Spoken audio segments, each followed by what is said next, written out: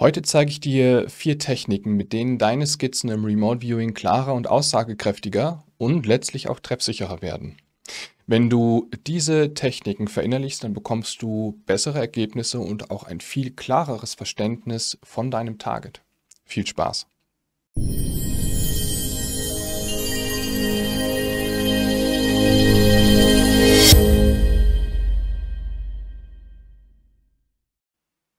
Vielleicht kennst du das. Du sitzt mitten in einer Remote Viewing Session, du hast ein Target und du bist mittendrin im Viewing-Prozess. Und jetzt kommt, ja, spätestens in Stufe 3 der Moment, in dem du die Skizze anfertigst. Und egal was du tust, egal was dabei herauskommt, es ist ein undefinierter Einheitsbrei. Ja, ich gebe zu, das ging mir früher genauso. Meine Skizzen sahen früher alle gleich aus und das war so auffällig, dass Marie mich dafür immer ausgelacht hat. Doch was für mich die Wende gebracht hat, das waren die Techniken aus dem Controlled Remote Viewing von Lynn Buchanan. Und die habe ich intensiv trainiert. Ja, und das hat die Qualität meiner Skizzen massiv gesteigert. Und ich möchte dir heute in diesem Video 4 wertvolle Techniken zeigen, die auch dir helfen werden, bessere Skizzen anzufertigen. Bevor wir mit diesen Techniken starten, lass uns eins kurz klären. Remote Viewing ist ja kein Malwettbewerb. Es geht nicht darum, die perfekten Linien oder Schattierungen zu zeichnen. Deine Skizze muss niemanden beeindrucken und sie wird auch auf keiner Kunstausstellung präsentiert werden. Deine Skizze dient einzig allein dem Zweck, Informationen aus dem Target zu erfassen und auf eine Art und Weise festzuhalten, die dir und anderen bei der Auswertung hilft. Heißt aber auch für dich, wenn du so wie ich frei von jeglichem zeichnerischen Talent bist, kein Problem, wir kriegen es hin.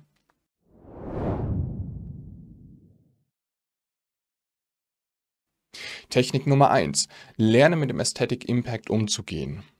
Aesthetic Impact, kurz AI, das ist deine Verbindung zum Target. Häufig äußert sich der Aesthetic Impact durch deine Emotion im Target, aber optimalerweise geht das einher mit dem Gefühl, auch im Target zu sein. In dem Fall nimmst du die Dinge vor und um dich herum wahr und bekommst ein Gefühl für die Relationen zwischen dir und dem Target.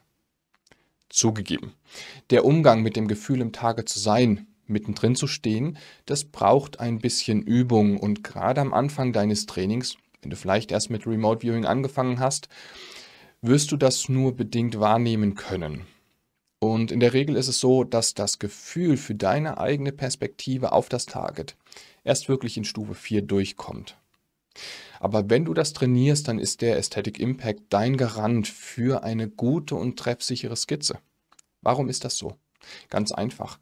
Wenn du den Aesthetic Impact bewusst wahrnimmst und dir deiner Position im Target bewusst wirst, dann skizziere doch einfach, was sich da vor und um dich herum befindet. Ja? Steht da eine Struktur vor dir? Okay, dann zeichne sie doch mitten aufs Papier. Ist da links von dir ein Lebewesen oder rechts eine Bewegung? Dann zeichne das hin. Und das Schöne ist, du kannst das bewusst nutzen und bewusst steuern. Du willst wissen, was sich da links oder rechts von dir im Target befindet? Okay, dann dreh doch mal deinen Kopf nach links und nach rechts und schau dich mal im Zimmer, in dem du gerade bist, um. Aber du schaust dich parallel auch mental im Target um. Ja, das ist der Punkt. Und was immer du wahrnimmst, mental skizzier es einfach, bring es einfach in eine Skizze rein. Diese Art, mit dem Aesthetic Impact umzugehen, ist ganz wunderbar dafür geeignet, das Gesamtsetting des Targets aus deiner Position heraus zu erfassen. Und die Skizze, die dabei entsteht, die lässt sich dann wunderbar mit der nächsten Technik ergänzen.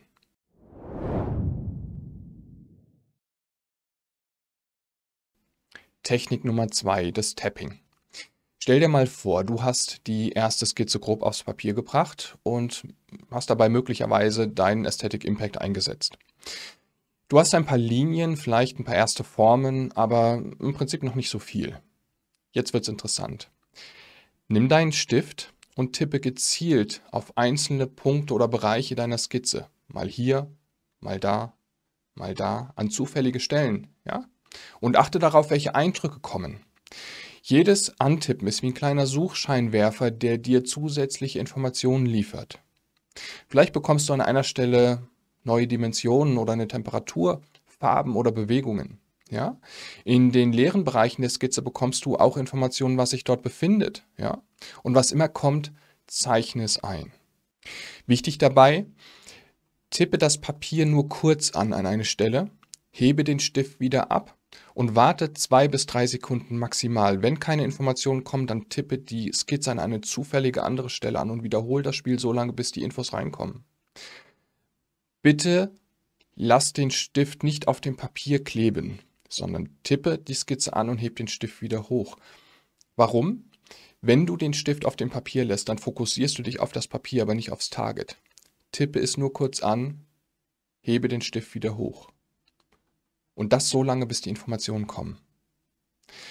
Übrigens, dieses Antippen ist eine körperliche Aktion und du weißt, dass der Körper eine Kommunikationsschnittstelle zum Unterbewusstsein darstellt. Das heißt, dadurch, dass ich die Skizze an einer bestimmten Stelle antippe, gebe ich meinem Unterbewusstsein die Anweisung, bitte gib mir Informationen von der Stelle im Target, wo ich gerade hintippe. Und noch ein letzter Tipp, beschrifte deine Skizzen nicht, indem du die Beschreibungen in die Skizze direkt reinschreibst.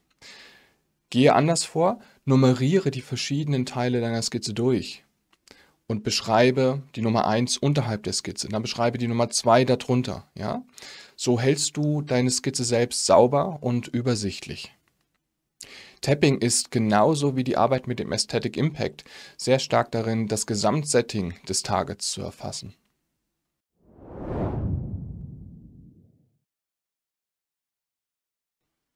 Kommen wir zur dritten Technik, Tracing. Diese Technik ist perfekt, um Konturen sauber rauszuarbeiten. Stell dir mal vor, du hast ein Objekt oder eine Struktur im Target, deren Außenkontur du skizzieren möchtest. Beim Tracing setzt du den Stift aufs Papier und folgst mit dem Stift langsam der Außenkontur dieses Objekts oder dieser Struktur. Du fühlst dich langsam um diese Kontur herum. Und während du das machst, achte mal drauf, welche Veränderungen da in dieser Kontur sind. Macht diese Kontur einen Knick? Biegt sie sich irgendwie? Wie verändert sich das Gefühl dabei? Diese feinen Unterschiede, die du da wahrnimmst, die geben dir sehr, sehr klare Hinweise auf die Struktur, mit der du gerade arbeitest. Tracing eignet sich vor allem dann, wenn du es, ja, wie schon angedeutet, mit Objekten oder Strukturen zu tun hast. Aber natürlich kann man das auch für Lebewesen anwenden. Du fährst also mit dem Stift ganz langsam die Außenkontur dieses Lebewesens ab und fühlst auch hier nach Veränderungen in dieser Außenkontur. Die fährst du dann mit dem Stift langsam ab. Ich wünsche dir viel Spaß, wenn du deinen ersten Oktopus als Target bekommst.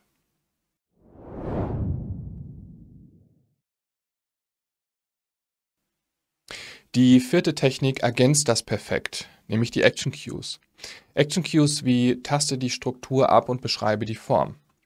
Du machst Folgendes, du legst dann bei diesem Cue den Stift hin, streckst die Hände aus und stellst dir vor, das Objekt oder die Struktur, deren Form du beschreiben und skizzieren möchtest, die liegt in deinen Händen. Und dann taste dich da mal rum, wie verläuft diese Kontur. Du spürst es in den Händen. Und das ist das Schöne bei den Action Cues. Wir verwenden auch hier den Fakt, dass das Unterbewusstsein auf den Körper zugreifen kann. Dein Unterbewusstsein liefert dir die Form quasi direkt in die Hände, weil eben dein Körper die Kommunikationsschnittstelle zum Unterbewusstsein ist. Das nutzen wir hier gezielt und das funktioniert ganz wunderbar. Action Cues klingen für dich vielleicht ungewohnt, aber sie sind extrem effektiv. Denn du spürst die Kanten, die Rundungen, die Höhen oder Vertiefungen direkt in den Händen. Ja? Du brauchst die dann nur noch zu beschreiben oder zu skizzieren. Wenn du den Action Cue verwendest, dann achte auf die richtige Formulierung. Es gibt zuerst eine Anweisung an das Unterbewusstsein, die in unserem Beispiel lautet, taste die Struktur ab. Und dann folgt eine Anweisung an das Wachbewusstsein, nämlich beschreibe die Form. Man nennt diese Formulierung eine wohlformulierte Frage an einen Psychic. Im Englischen eine well-formed question to a psychic. Diese Formulierung wird bei Action Cues, bei Move Commands und bei Frontloading verwendet und durch die separaten Anweisungen für Unter- und Wachbewusstsein werden letztlich AOLs reduziert. Was ist Remote Viewing wirklich? Unser Buch Prinzipien des Remote Viewing gibt dir eine fundierte Einführung in die Grundlagen und Wirkmechanismen des Controlled Remote Viewing. Mit klaren theoretischen Grundlagen, praktischen Übungen und Einblicken in fortgeschrittene Techniken wie ARV und Remote Influencing. Du bekommst es im Buchhandel oder direkt bei uns mit persönlicher Signatur. Einfach eine E-Mail an info@into-the-matrix.de. Merke dir Technik 1 und 2, Aesthetic Impact und Tapping, die helfen dir, das Gesamtsetting zu erfassen. Die Techniken 3 und 4, Tracing und Action Cues, bringen dir die Details und präzisen Konturen und Formen zu Papier. Wenn du diese Techniken kombinierst, werden deine Skizzen definitiv klarer und zu einem stabilen Anker in deiner gesamten Session. Probiere diese 4 Techniken in deiner nächsten Session doch mal aus. Natürlich, es braucht alles Übung, aber beobachte mal, wie sich deine Skizzen verändern. Und du wirst sehen, mit jedem Mal bekommst du mehr Sicherheit und deine Linien werden klarer und deine Skizzen werden ein echtes Werkzeug für deine Arbeit im Target. Die Frage ist, gibt es noch mehr Techniken für deine Skizzen? Also noch mehr Techniken, die deine Skizze verbessern und die du hier anwenden kannst? Die Antwort ist ja, natürlich. Aber die verrate ich dir in unserem Grundlagenseminar. Bis dahin, viel Spaß beim Üben.